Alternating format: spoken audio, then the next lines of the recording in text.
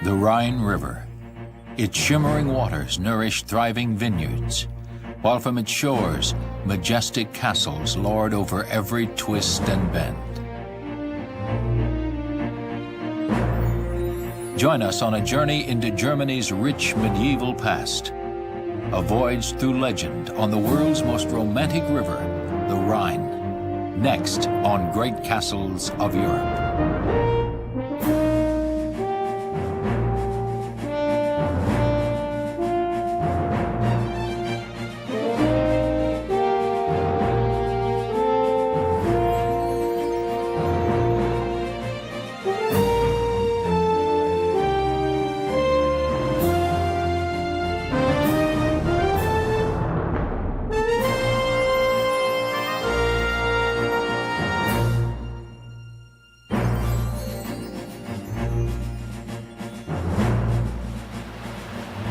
Formed by melting snowfields high in the Swiss Alps, the mighty Rhine carves an 800-mile channel through the heart of Europe. In the Low Countries, it rushes to the sea. Its name comes from the Celtic word for stream, a vast understatement of the romance and power of this mighty river. Writers from Goethe to Mark Twain have tried to capture the Rhine's epic spirit. In 1838, the French novelist Victor Hugo wrote that the Rhine combines everything, winding as the Seine, historic as the Tiber, royal as the Danube, covered with phantoms and fables like a river of Asia. But unlike rivers of any other region, the Rhine is studded with dozens of medieval castles, making it a showplace of antiquity, unequaled in the world. In the 50-mile stretch between Mainz and Koblenz, Germany, some 30 castles and ruins tower above the river's edge. Every bend and coil in the snaking waterway seems to reveal another. Rhine travelers not only get a journey through Europe's heart, but backwards through time itself. These spectacular vistas have survived virtually unchanged since the Middle Ages. By the 13th century, the Rhine had developed into a vital commercial waterway.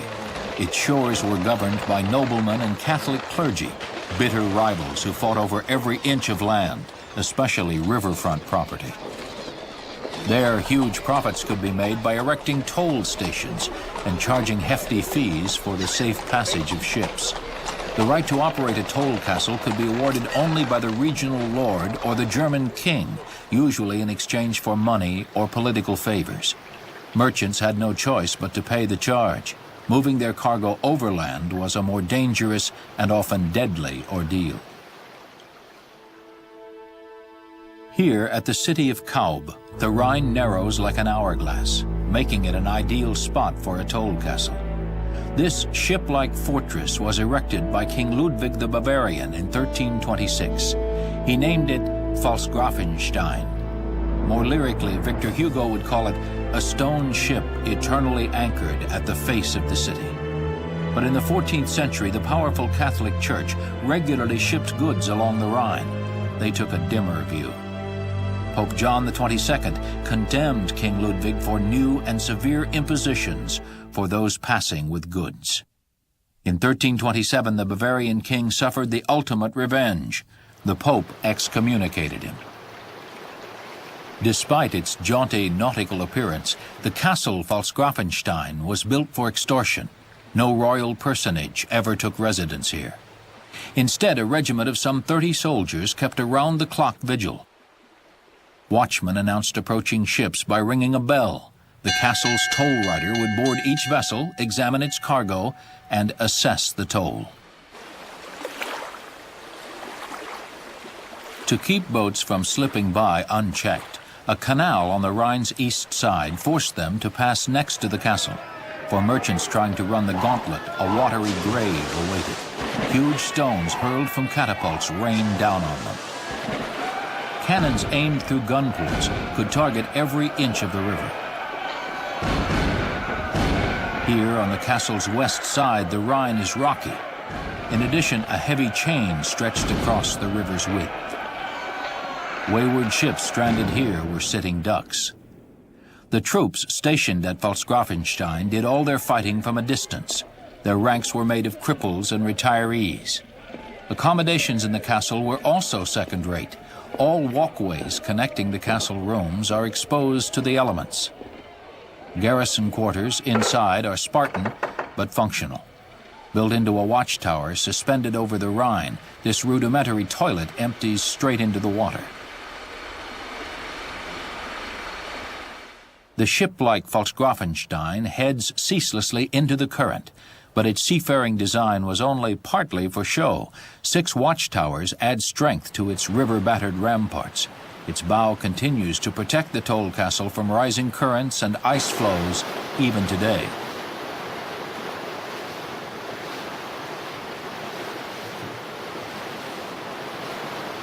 The Rhine's history is inextricably linked with the fruit for which it became famous. Succulent wine grapes probably grew wild in this valley long before mankind learned of their giddy magic. As early as the time of Christ, Rhine wine was shipped to discriminating consumers as far off as England and Scandinavia. In time, the nectar of the vine made this valley rich, or rather it enriched those who owned the toll castles and vineyards. To further line their coffers, these rulers taxed the peasants who worked their fields.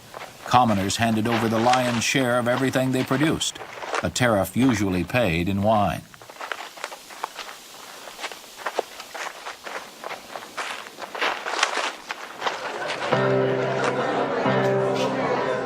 As for the peasants, the wine they manufactured gave them cause to celebrate, socialize, and forget.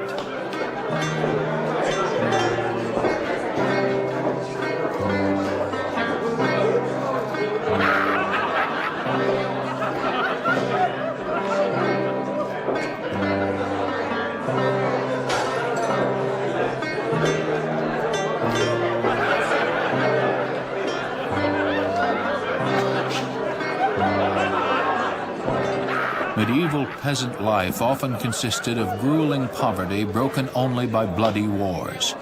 Relief came in the form of religion and a frequently raised goblet in the company of friends. The commoner's average wine consumption topped 4 liters a day. The popular intoxicant became the accepted payment for all river tolls. 1 barrel of wine was worth 16 pounds of garlic or grapes, or 6 baskets of fish. Its use as a standard of exchange accounts in part for Rhine wine's development into a thriving industry. As wine became the favorite currency of kings, castle wine cellars filled to overflowing. But with the frequent festivities and celebrations that characterized Rhine court life, these vast supplies quickly ran out again.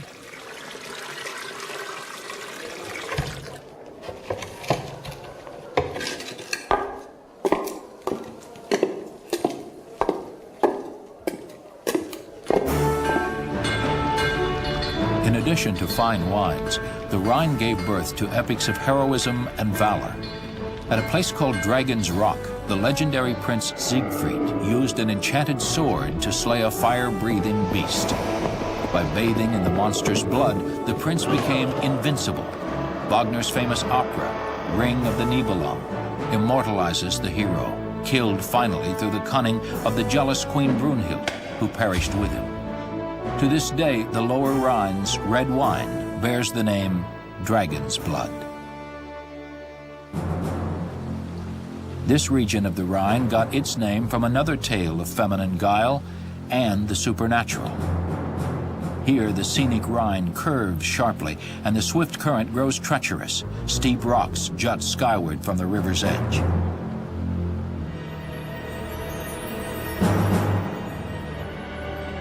Upon these rocks, according to legend, a woman of otherworldly beauty materialized each evening. Her name was Lorelei, and her sweet, plaintive song deafened boatmen to the river's thundering roar.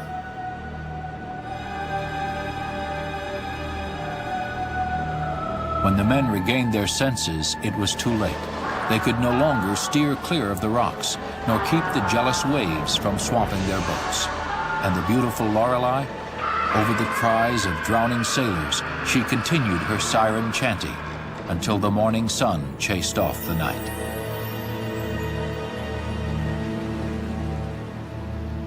Travel down the Rhine River today is a floating lesson in medieval rivalry. At every curve, another castle appears high atop the riverbanks. Each represents a landlord's claim to all the territory below. Two castles in particular illustrate the shifting balance of power that once characterized the mighty river region. The castle Teurenberg, on the Rhine's east bank, was built by the Archbishop of Trier around 1356. Not to be outdone by a churchman, his neighbors, the wealthy Counts von Katzenelnbogen, erected their own castle on the opposite hill.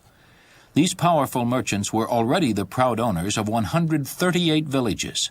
Although they named their new prize the Burg nor Katzenelnbogen, it came to be known as the Burg Katz, or Cat's Castle. Predictably, the first castle, the Teurenberg, was then nicknamed Burg Maus, Mouse Castle. Thus the antagonism between merchants of great wealth and the all-powerful Catholic Church resembled a game, a cat-and-mouse rivalry that continued through the ages.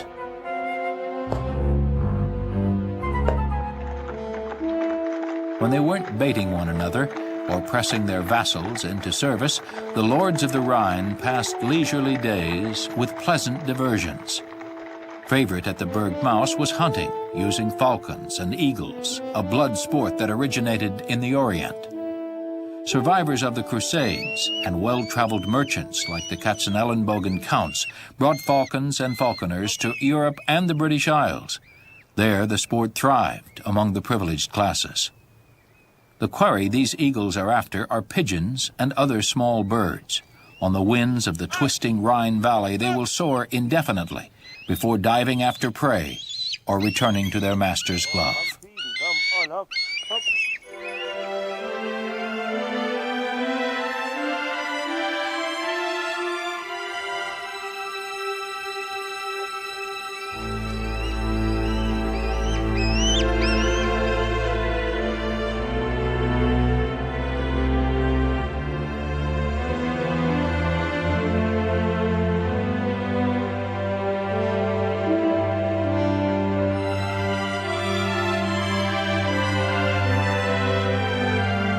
Opposite the cat-and-mouse castles near the village of St. Goar lie the ruins of the once glorious and powerful Rheinfels castle.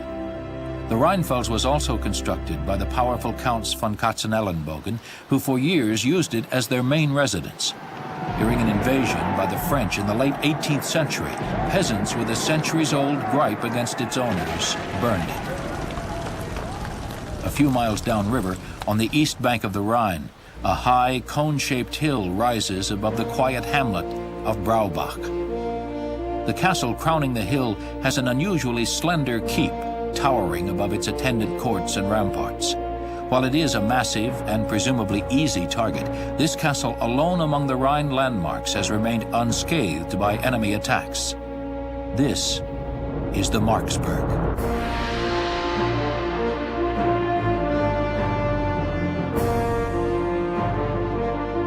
For stability, the Marksburg's walls are triangular and built so close to the hill's edge that in places it's hard to see where the rocks end and the walls begin. Old foundations reveal that the citadel began as a fortified tower, probably built by the 10th century Franks. The Roman-styled central tower was built about 200 years later. Subsequent owners of the Marksburg erected an additional defensive wall. Unlike other castles, the Marksburg has survived into the 20th century as more than a ruin or a romantic restoration. Despite additions in the 17th and 18th centuries, its medieval character has been magnificently preserved. The landlord who erected the main buildings in the 13th century was called Eberhard von Katzenelnbogen, another count from the family whose vast influence shaped the history of the Middle Rhine. A canny businessman and trader, he shared his prosperity with the city of Braubach. The castle gave the town much-needed employment and, most of all, protection. This vital function of all medieval castles was acknowledged throughout the continent by friend and foe alike. In a statement of détente between church and state, the Archbishop of Cologne wrote, "Our cities show that their life and belongings are linked with the decline of the castle." Count Eberhard's generosity at Marksburg was not purely one-sided. He could order Braubach workers to the castle whenever their services were needed.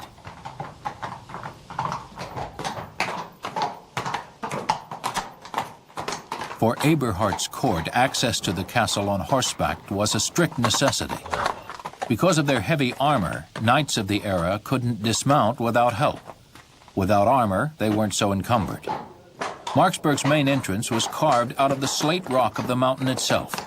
Rough-hewn steps prevented horses from slipping during rains.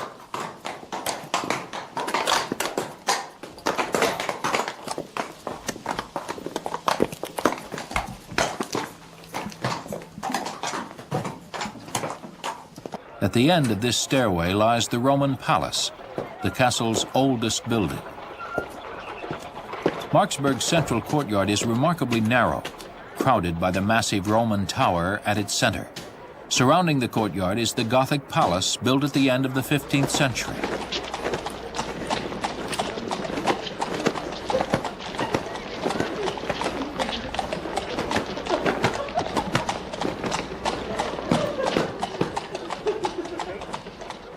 The palace's sharp roof is protected with slate, excavated for the castle's foundation.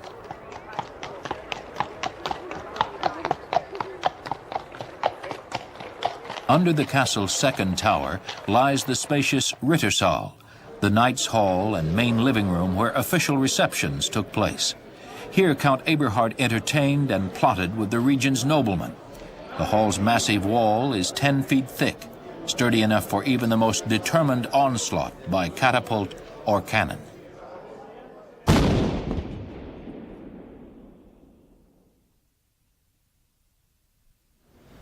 Adjoining the Knight's Hall, inside the second tower, is a striking polygonal chapel, spanned by groined vaulting in 10 sections.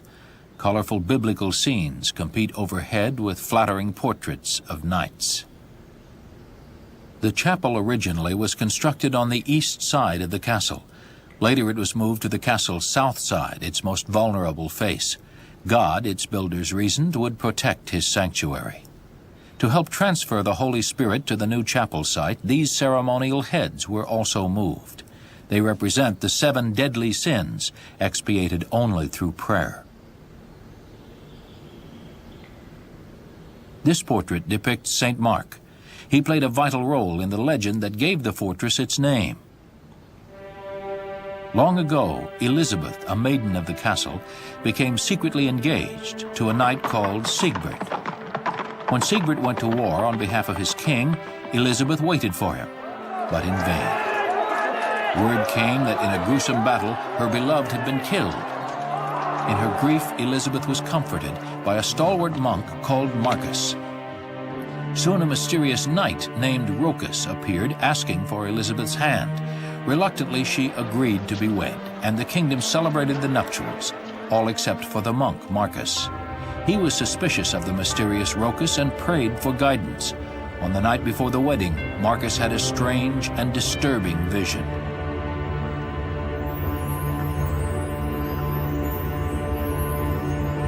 In a flash of blinding light, St. Mark the Apostle appeared. Giving Marcus a cross, he told the loyal monk that Rochus was the devil himself. He must be banished from the castle.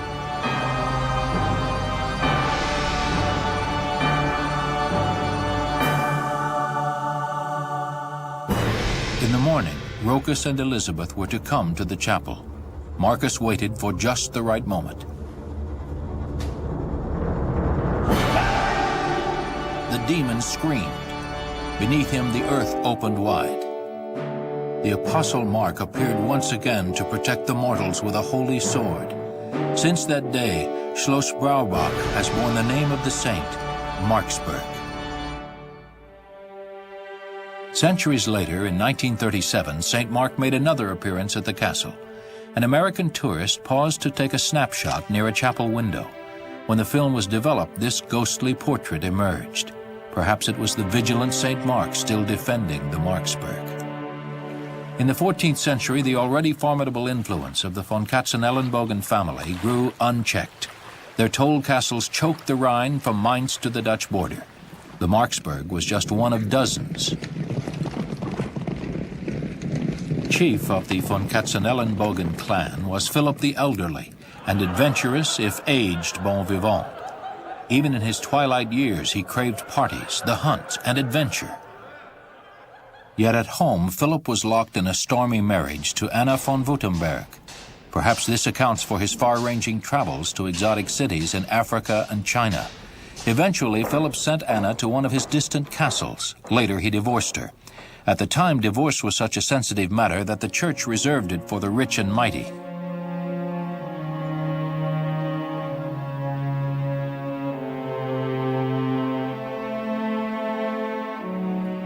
One of Philip's sons was murdered by a robber. The other succumbed to a mysterious disease. Philip, at 72, faced his life's greatest challenge, producing a new heir. He married once more to another Anna, this one from the von Braunschweig family. She was just 20 years old. But the union was fruitless, and when he died in 1479, there was no male von Katzenelnbogen to carry on the family name. His beloved castle Marksburg fell into the hands of his son-in-law, Heinrich von Hessen. But with their own castle far away, the von Hessens had only a fleeting interest in the Marksburg. They visited long enough to pay their respects to the fallen lord, then stripped the castle of its valuables, including Philip's extensive library and treasures of silver and gold. Still seeking profit in the majestic relic, they built an outer defensive wall and leased the castle as a troop garrison. No nobleman would ever live here again. Marksburg's years as a regal showplace had ended. An era had come to a close. The decline of all the great Rhine castles began in earnest shortly after, as the 16th century got underway. With the region shattered by wars, many castles were crippled or destroyed. Their once mighty ramparts and towers were no match for the explosive weapons of the frightening New Age. Yet perhaps due to its fearsome appearance and the knowledge that its new cannon batteries were trained constantly on the world below, the Marksburg was left in peace.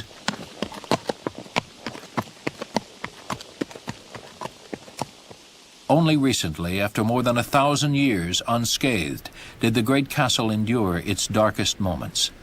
In 1945, while occupied by retreating German troops, it came under American grenade fire. Its wounds, however, were minor. Perhaps once more, St. Mark lent a hand in protecting the stronghold, leaving the greatest treasure of the Rhine intact to this day.